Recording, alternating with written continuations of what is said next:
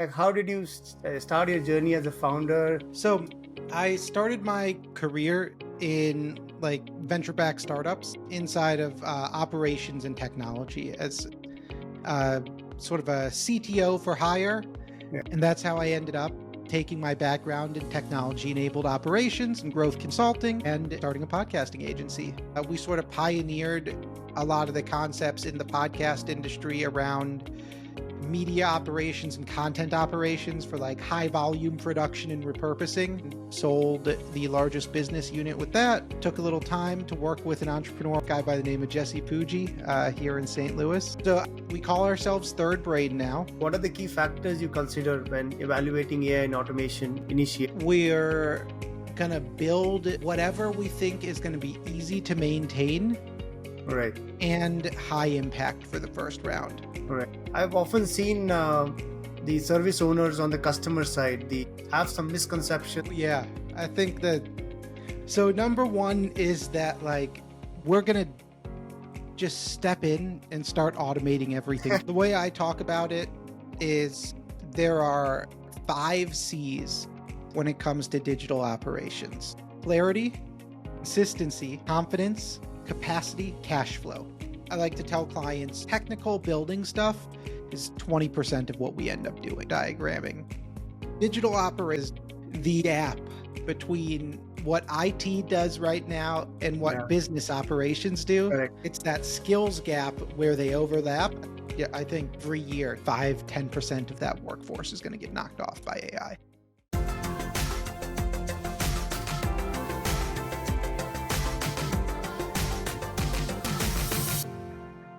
I'm Ronak from Agarwal, welcome to a new episode on the Like-Minded podcast show. Today we'll be talking about AI. Everybody's talking about AI, automation, process optimization. But in today's AI world, now as I said, everybody's talking about AI. But my guest today is walking the talk.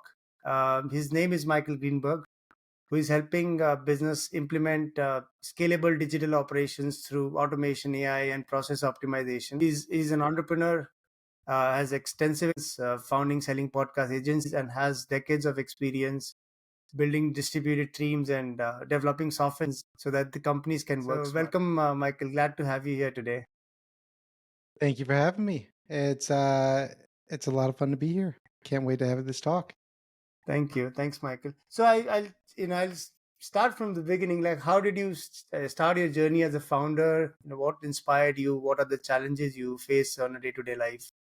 Yeah, absolutely.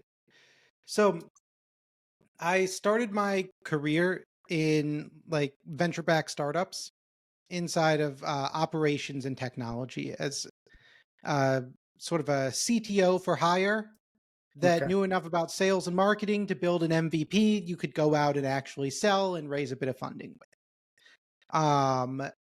And so sometimes I'd be a COO, sometimes I'd be a CTO.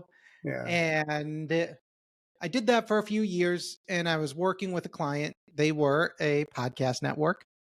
And we were like, hey, we have so much content, but it's not accessible. The only way it can get indexed for search is by transcribing it. Transcripts cost $1 or $2 a minute, or we can hire somebody full time. And I mean, we're still not getting that much more out of them. And we had thousands of hours. So the cost structure, it was going to cost quite a bit of money to transcribe it all and make it available. But AI transcripts came onto the market. The cost went down by 90%, and suddenly it was cost effective to do it. And I saw that and I said, oh, this is going to fundamentally change the economics of creating content, because now podcasts are the cheapest way to create great content because you can repurpose it to all these other forms. And that's how I ended up taking my background in technology-enabled operations and growth consulting and starting a podcasting agency. Did that. I think we sort of pioneered a lot of the concepts in the podcast industry around media operations and content operations for like high volume production and repurposing. And as mentioned, sold the largest business unit with that. Took a little time to work with an entrepreneur much more impressive than myself, a guy by the name of Jesse Puggi, here in St. Louis. And then I called my buddies at ClickUp, asked them if they needed any help with consulting, Right. and started doing that. GPT, 3.5 Chat GPT dropped, Yeah. and Yeah. suddenly, oh, we are in the perfect position as the people who understand all the data and the automations to Yeah. actually implement this. Um, and Right. so I think we call ourselves Third Brain now. Yeah. The idea being you're in the room, you've got sort of a second brain of digital data, Yeah. and then the third brain is building the thinking, the logic layers Right. on top of that data infrastructure. Yeah. Yeah. I mean, pretty much. I relate with your journey because I'm kind of at the early stages of where you've already been many years ago.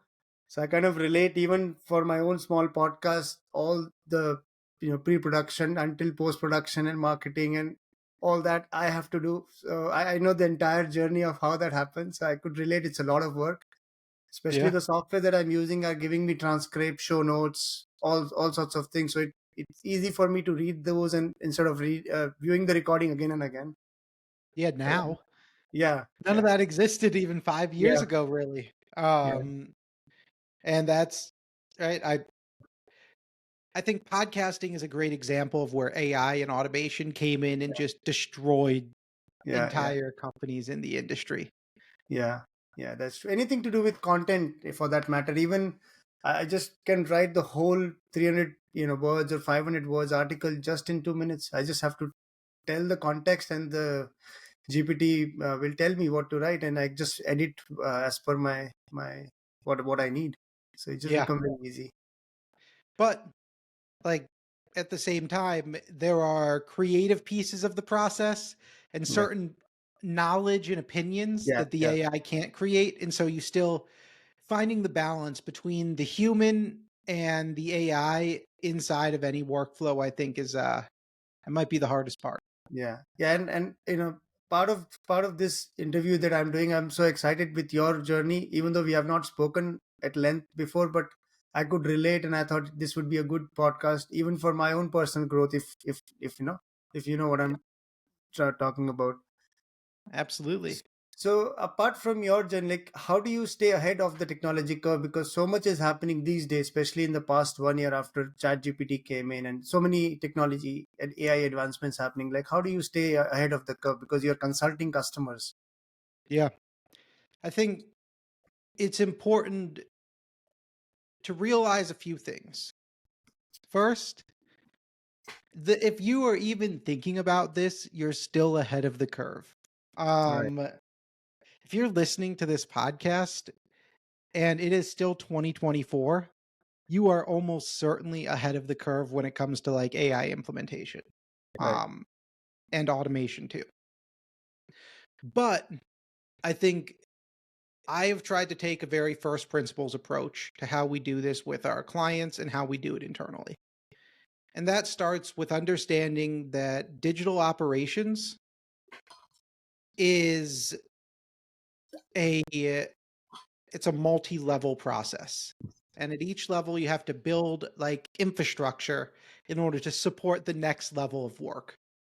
right, And so there's so many cool things happening in AI, but 80% of them we can look at and say, "Oh, this requires super clean, well-structured data. Our clients don't have that. This right, is useless to us right now." right, right. And then there's like a legal compliance concern issue that everyone's seen with these chatbots. Put up a customer facing chatbot and just Yeah, wait for somebody to hack it and force you into a deal that you can't yeah, yeah, support. So there's a lot of things that look really cool on the surface, but once we get to the actual business cases or the requirements to implement them, they just aren't usable and we can toss those out the window. Um, right, for everything else, we try to only do things off the shelf. So we'll find a great tool or a SaaS company that's building something and we'll Right. implement, but it is very rare when we would actually build something Welcome. like a new AI tool, just because the speed of development overall makes Yeah. it makes it untenable to build anything. If you spend 3 months building something and then ChatGPT comes out with memory and you just spent 6 months building memory for ChatGPT, Yeah. Yeah. you don't have a product anymore. Right. Right. Right. I mean, and I think what I'm alluding to, I mean, what you alluded to is obviously leveraging what is already there in the market, because you would end up using your own resources, be it cost, be it money, or be it people or whatever, and learn from experience. I think that's what you alluded to, I think, in your answer, because that's how you stay ahead of the curve and be in the competition as well. And I'd say stay behind the curve is kind of the answer, right? Yeah. Because if you're on the cutting edge, you're at the thing most likely to be replaced next. But if Yeah. you're working with the thing like LangChain is going to be used for years probably. Right. Right. So if you're going to do a coding project with AI, use LangChain, Right. use GPT-4, use Llama, use Claude, Yeah. use the companies that have the funding and ability to stick Right. around. Right, right, right. Yeah, yeah. No, I agree with you. So, so in your experience, investing in AI and automation, like, what are the key factors you consider when evaluating AI and automation initiatives, or especially around the models that you would use, the use cases that the customers might give you, and how you go about doing that process throughout? Yeah. So I try to counsel my clients to think of these investments as capital improvements. It's like a building, it's infrastructure. So there's some sort of upfront cost. Right, There's probably a bunch of planning work we want to do before we start building to make sure we build the right thing and we build it in a way right, that's going to be useful. Um, and then we're going to build whatever we think is going to be easy to maintain right, and high impact for the first round. Like, I've got a client right now who there were a bunch of things that we could automate that we said, oh, you know what? We're not going to automate these in the first round, either because they require a different sort of automation. They might require like a RPA, a robotic process automation, yeah, where the robot actually clicks on the screen right, versus an API or a data automation. Or it might just require like some advanced logic. So, right, oh, we need all the data in this one place so we can feed it to an AI and the AI can make a decision that a human makes right right, now. right, right, right, And so we look at that and we say, okay, those are phase two things because right, those are more complex and we want to make sure the phase one works. right, And going back to that levels of structure and build out, it's like, okay, let's get the data right. Then let's put some basic data automations in. And then let's put more advanced AI automations and then more advanced. And eventually we can right, automate the right, whole right. process. Right, right, right. Yeah, similar to in my own the work that I do, similar things we do, because if you're working with an enterprise having 100,000 employees, and especially the end users, and if they're asking for this kind of automation, maybe it could be an end user experience related automation, something happens when an issue occurs or whatever.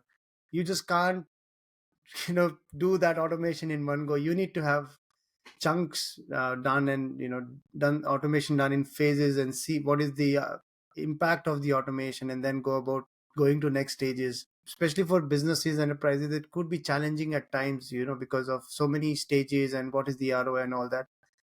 I've often seen the service owners on the customer side, the people who are paying for all these things, have some misconceptions, or is there anything that you have encountered in your quest for automation for a customer, anything that they just think that will happen and it doesn't really happen? Yeah, I think that.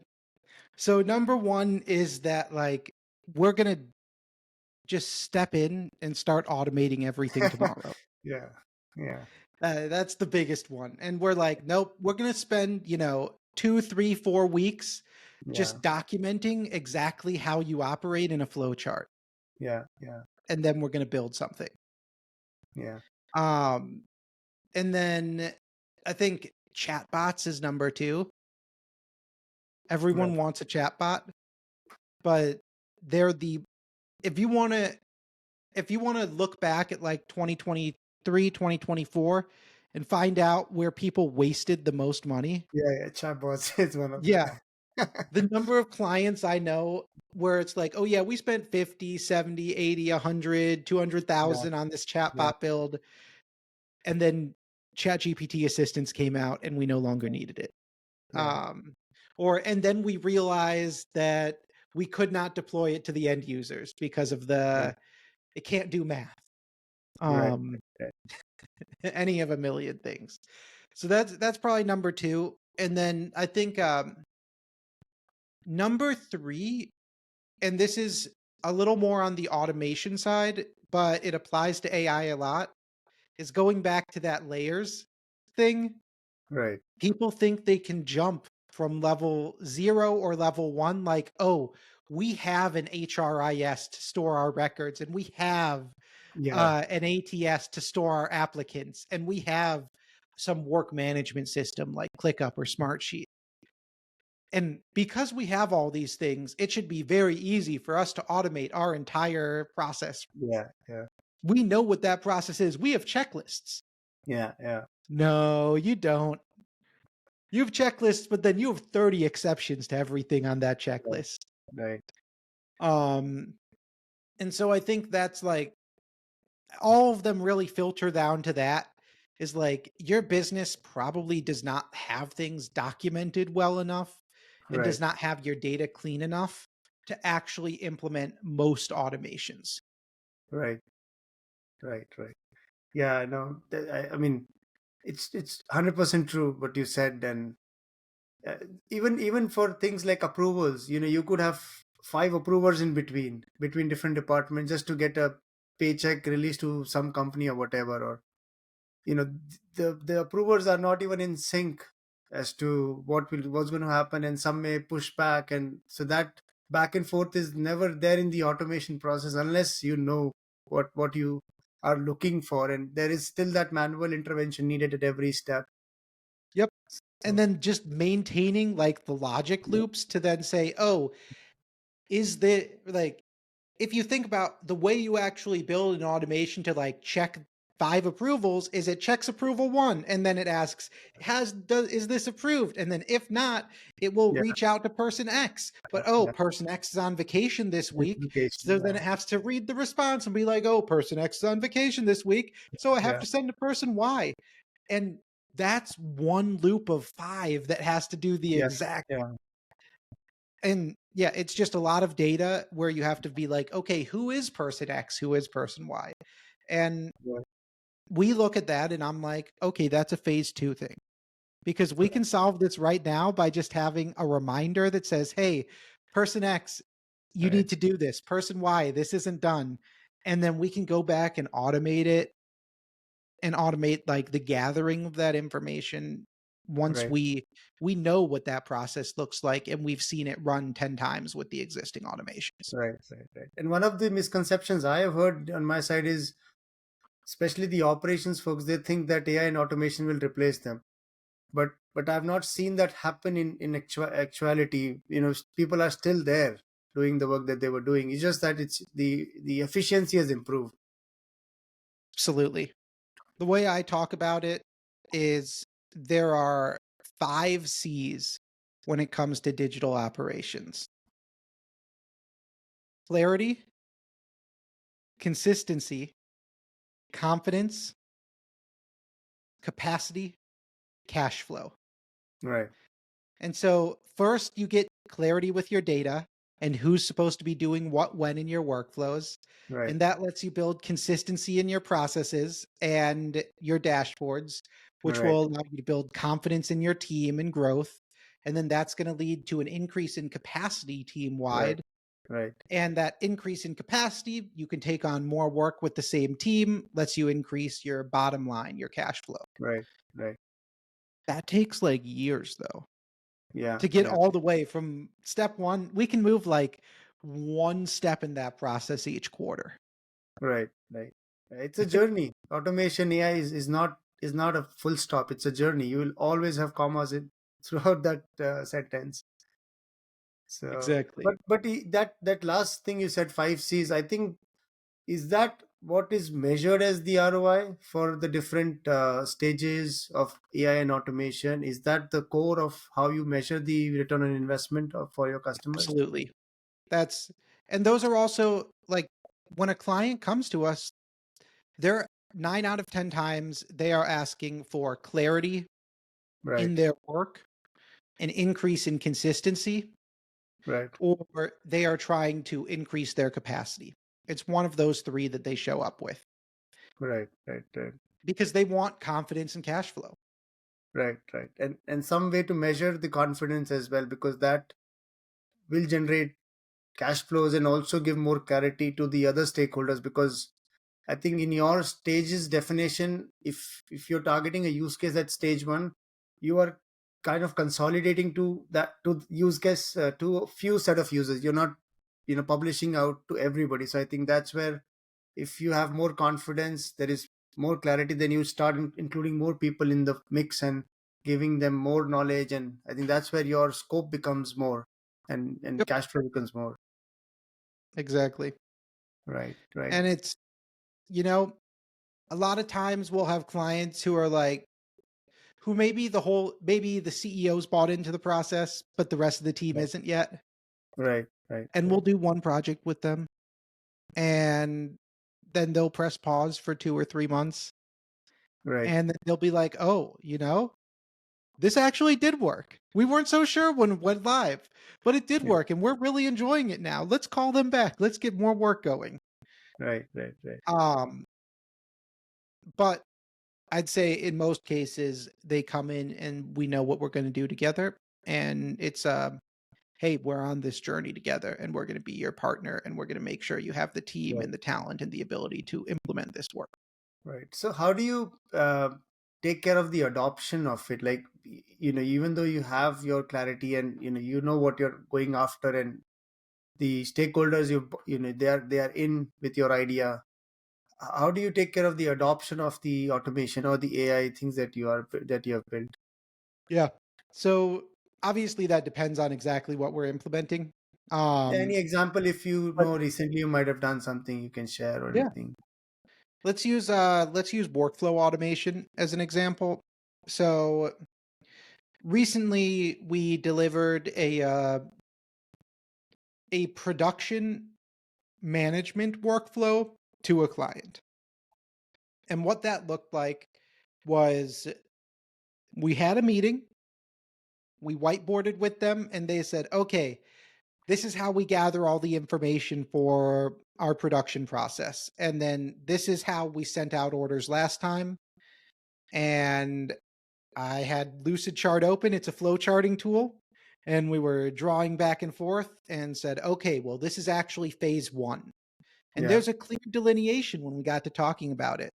Well, you guys gather all this information, you have an information gathering process, and then you create a single document called an internal order. And that internal order is going to generate 20 different POs, purchase orders for all of the vendors that we have to go right, out to. And so, first, we developed a standardized template for that internal order. right, We developed a way to track it inside of ClickUp. And then we put that into practice immediately. right, Phase two is now we're going to build an automation that takes that internal order form. And whenever it gets clicked as ready, it's going to automatically generate all the POs. right, right, But they're going through the whole process manually the first time. right, We've right, got all the document tracking, we've got the data in the right places, and we're going to be able to build out with them as they go through this process. They're going to go through it once manually, and we right, already know every step. How are we going to automate this next step?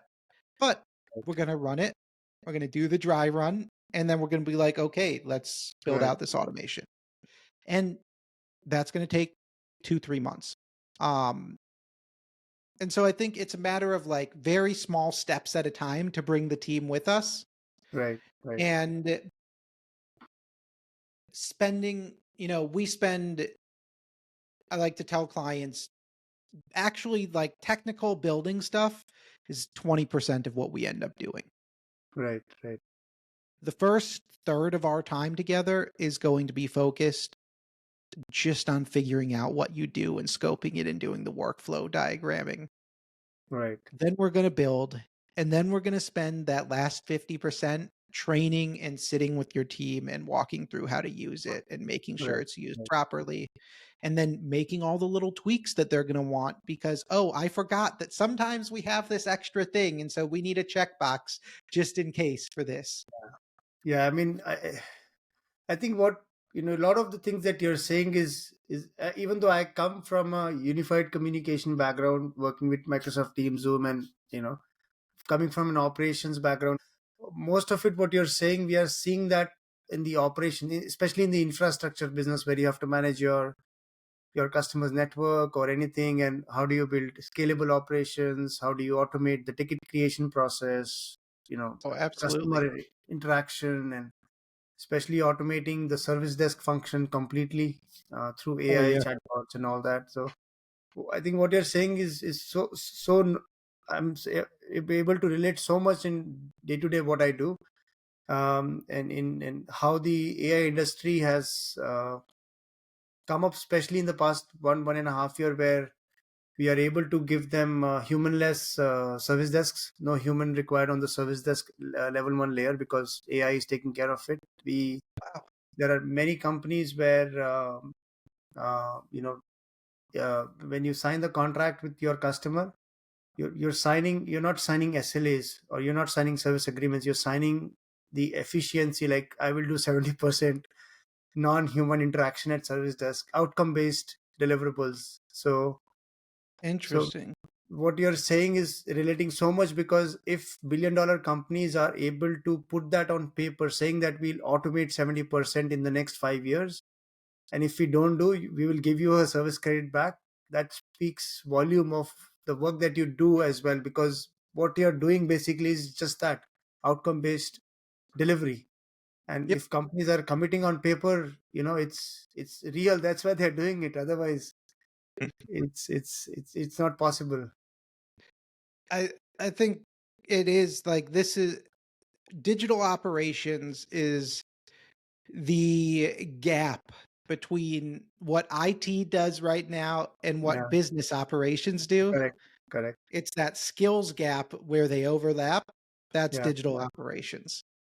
right, Um, and I mean, I think it's all level one support in every industry right, is pretty much going that way. right, right, right. Um, So so long as so you have the data. yeah, so in your business that you do today, I mean, are you operating out within the US, or you go beyond Oh, US boundaries and globally? And yeah. We mostly work with US companies. That we work we've worked with some Canadian organizations as well, some UK. right, But I'd say we're primarily US companies that we work with. We hire all over the world, so our team's global. right. It's just a matter of, US companies have the most money to spend. Yeah, that is true. I mean, especially most of the companies, I think they would say that 60% of the business comes from the US right now, and Yeah. remaining 40% comes from other regions. Um, The I mean, US I has, think, yeah, like we don't have a lot of the same data privacy laws that they have in yeah, like the EU and stuff, so we can move a lot faster on implementation. yeah, Um, and I think that I know like we've had some conversations with prospects where it's like, "Oh, that thing you want to do, we don't feel comfortable implementing that in your country based on the current legal right, framework."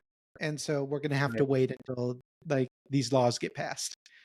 Right, right, right. Yeah, that definitely slows the whole process. And but the European countries are, I think they are okay to be at n-1 layer at the automation, even though they are looking at the latest stuff, but they are okay sitting down, staying Yep. behind the curve, like you said.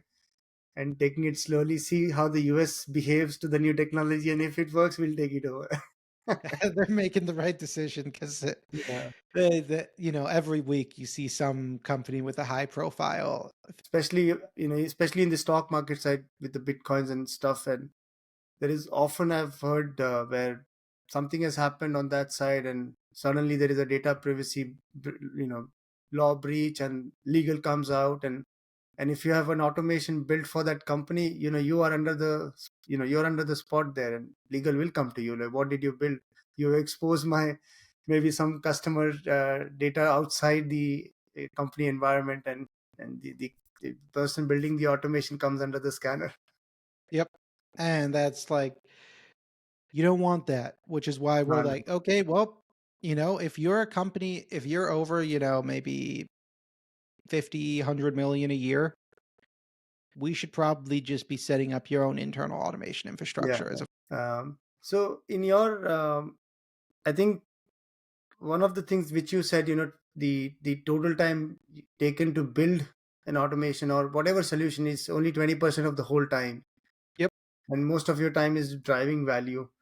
In your experience, like, what are the, I know, see, I think when you know technology, so you can easily adapt to it, and use it, and you have experience with it. But then there are the business side of the people who are not IT, who may not know much about technology, and they are still, they are still using desk phone for making calls rather than using soft phones, or some other way. Yeah. So AI for them is alien at this point in time. So how do you, so in that kind of scenario, any challenges that you have seen with adoption or with Oh, tons. implementation in particular? But we solve it. Right. And I have a very simple solution that everybody hates. Weekly training Right. with a Slack or a Teams channel or a text message or a WhatsApp direct line to whoever built the system, and they just sit with them, and it might take 3 months to learn how to use it, Right. but gosh darn it, we're gonna go 3 months, and then you're gonna know how to use it. Right. But is this So approach scalable when there are, let's say, different geographies involved, or there could be multiple stakeholders at different levels of understanding? yeah, I mean, it's scalable to a point. Right. Like this is really a practice that we focus with more senior executives. Oh, okay. Um, Inside of a larger team, we'll do essentially the same thing. It's just going to be a group sort of office hours session where anyone who has Right. questions Right. can Right. come in. Right. And then we record all of those, and there's always recorded training and written documentation to go with everything. And so it's just a matter of, okay, do you want us to help walk you through it? Do you want to watch a recording of somebody doing it and follow that? Or Right. do you want to be guided through? And like Right. we work with a lot of companies who have field teams who are like Right. on site. Right. In those cases, it's normally we just give them one form they have to update every day. And then they just Right. update that form, and then we have an automation that puts it in all the right places. Right. Right. Yeah. Right. Okay. And so the work that I have done in operations, especially the automation side, is and the company that I've worked in, they would appoint champions within the customer. So for example, if I am that customer for you, and I have team of, let's say, 500 people, for example, so let's say you make me a champion, so you train me, and then I am responsible for training my peers beneath me, and Yep. that has worked, and then obviously you can you can incentivize me or whatever. I think that the formula that can be built. But is that the approach that you're also doing with large dispersed teams today? Yeah. Yeah. So we'll have that champion, but we will also deploy a direct facing option to Okay. that team where the Right. Right. team has at least a shared channel and once a week where they can speak with, you know, the subject matter technical expert who goes beyond the champion. Right. For any help needed, for escalation, for anything that the champion can't answer, basically. Yeah. And so normally that champion becomes the person who carries out like the individual team Right. trainings, and then they're often the person that we will collaborate with most closely when we are building the actual automation.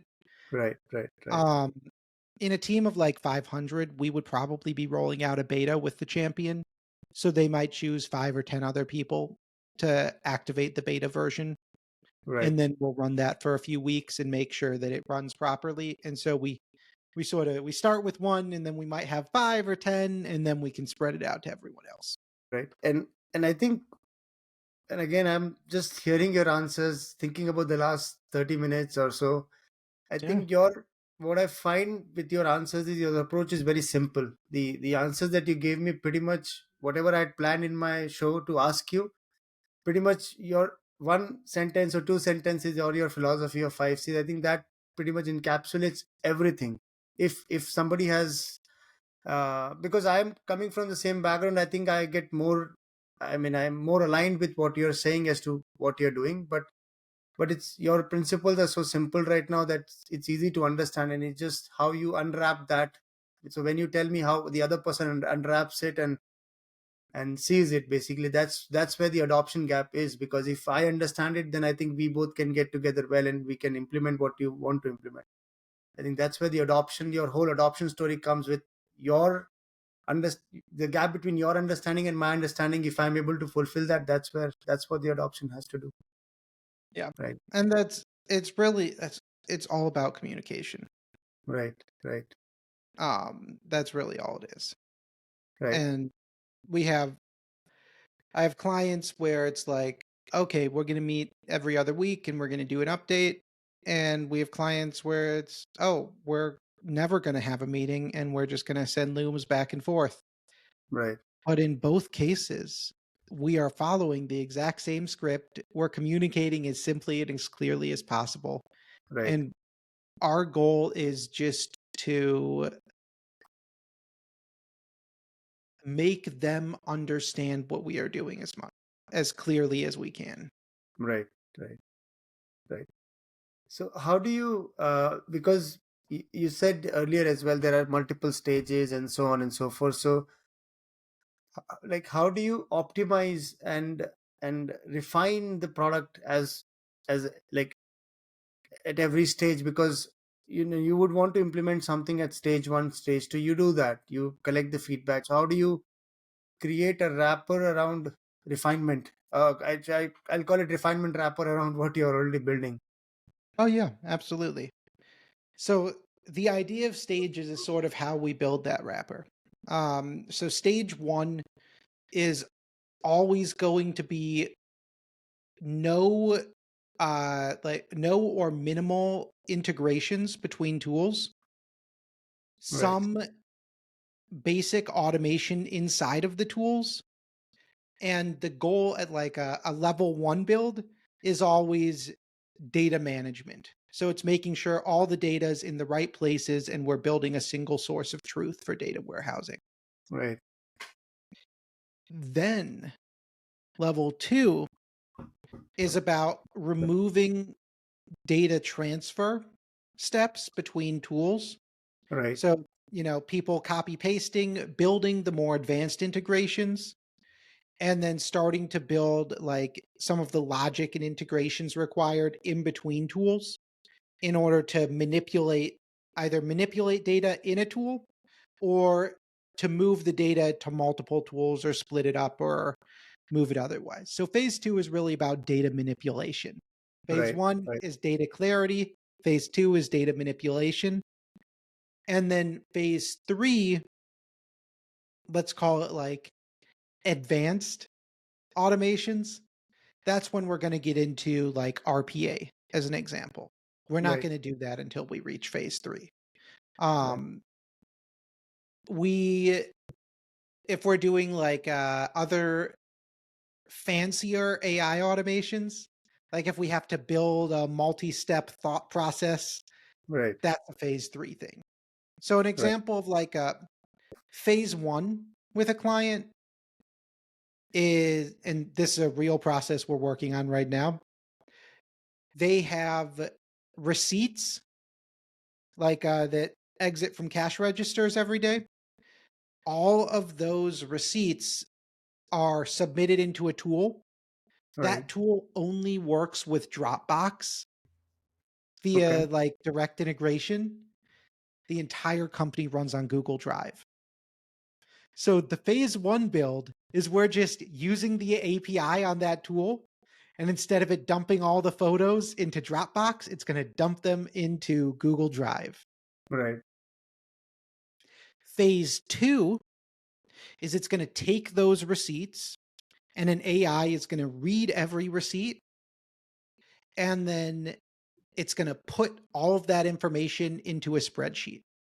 Because every Tuesday right now, somebody goes in and looks at all the receipts and manually inputs them.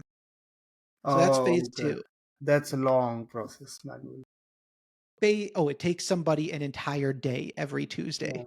Yeah. Yeah. Phase three is it's going to figure out which store that receipt is from and then automatically input the information from that receipt instead of just pulling it all into a spreadsheet. It's going to say, oh, this is for store 276. And then it's going to match the information and update the spreadsheet that is like financial tracking information Yeah. Yeah. for that store. And so that's phase three because it's got that whole extra logic loop where it has to figure out the store. We have to define exactly what goes in that spreadsheet, and then it has to Right. put it in. And so that's phase one, phase two, phase three. And that's going to take like 3 or 4 months for us to deliver the entirety of. Right. Right. Right. So But, from your, oh, sorry. oh, phase one, 2 weeks. Phase two, 2 weeks. Phase three, we're going to wait a few months while phase one and phase two get used and we work out any issues. And then we'll come back and do phase three. Right. Right. Right. Yeah. No, it's.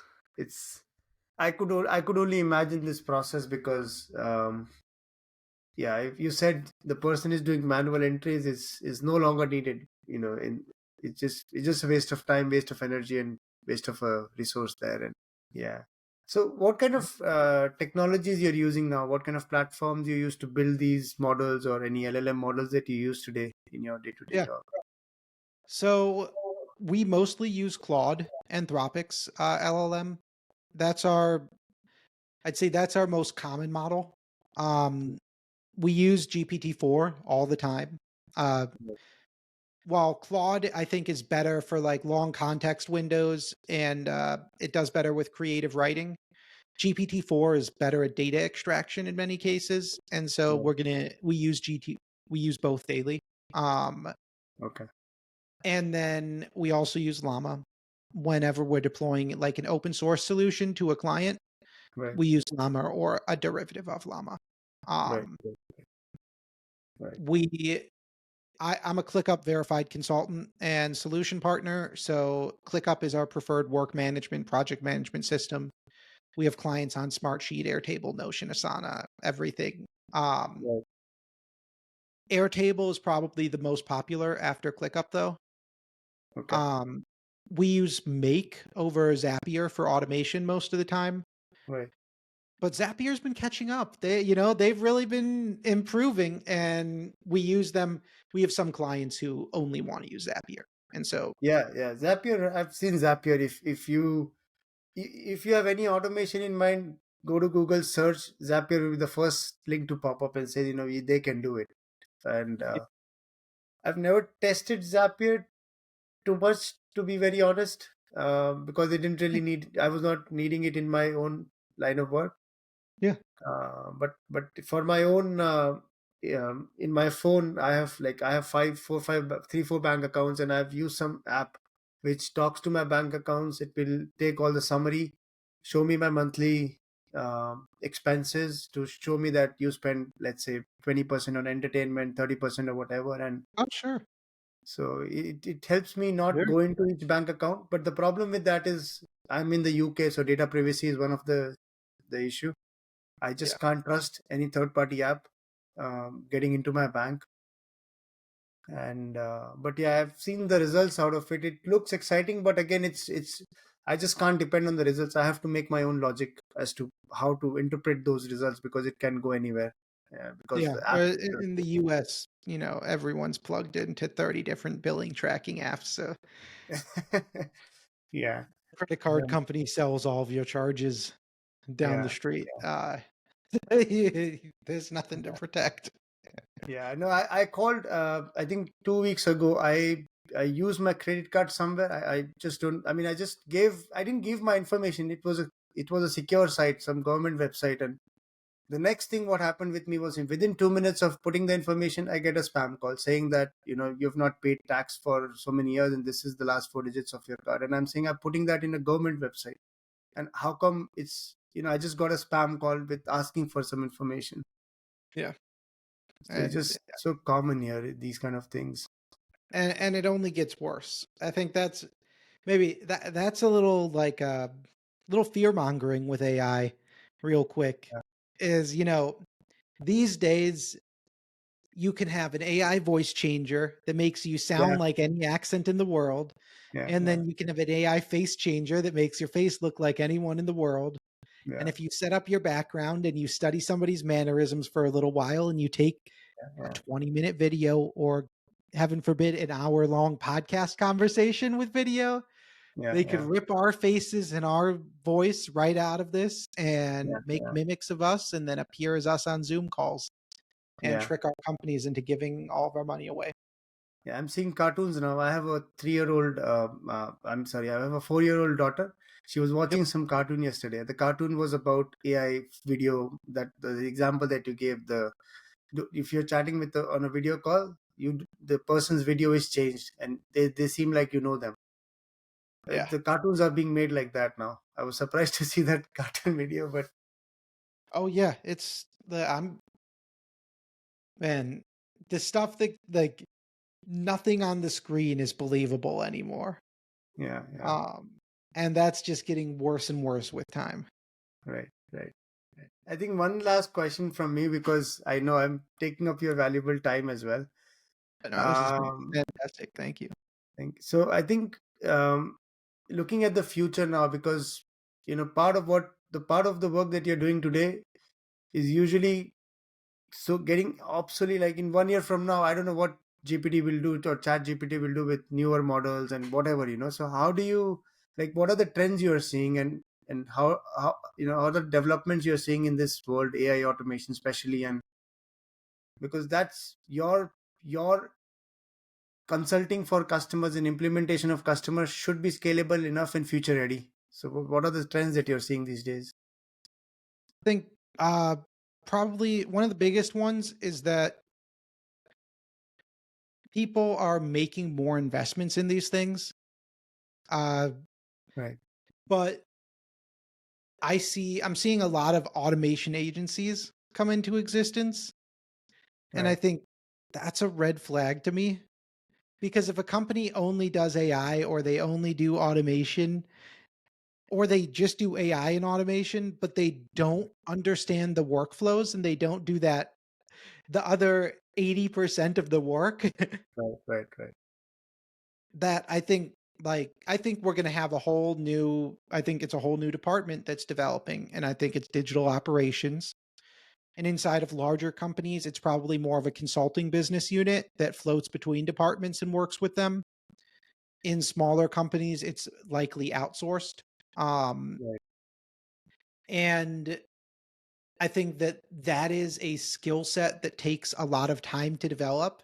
There's right, no training course in it, and somebody can come from IT, they can come from operations, right, but then they need another 3 or 4 years or 5 years of doing it. right, And so there's like a talent crunch there where there's actually plenty of technical talent. right, Like right. getting the automation built, as mentioned, that's the easy part. Yeah. Yeah, true. And so I think like when I look at the future trends, there's like this business documentation process design with a technical edge that is a new skill set where I see people developing. And I think companies are becoming aware that they need to be fostering this spirit of digital operations talent. And then the other one is AI is just getting better and better and better. And there's less and less we need to do with it. And I look at where we are now, GPT 4.0 just dropped. Yeah. To put a little context on the day, I was having a conversation with it this morning, live, back Oh, and forth, okay. until it told me their servers were overloaded and I could no longer I'm use sure. it. Yeah, I'm sure. Um, and I look at that and I'm like, I could deploy this as a web agent today, as a browser-based agent, Yeah. and it is almost usable for 80% of tasks. Right. There's a whole lot of virtual assistants who are making 4, 5, 6, 800 a month Yeah. Yeah. Yeah. who are probably out of the job in another 6 months. Right. Right. And that I'm not even thinking about the white collar workers, but they're all gone too. Yeah. Yeah. Yeah. No, I agree. So, yeah, the advancement of AI and automation and the necessary level of business understanding to deploy it effectively, I think is a trend that we are just seeing to take shape. Right. Right. Right.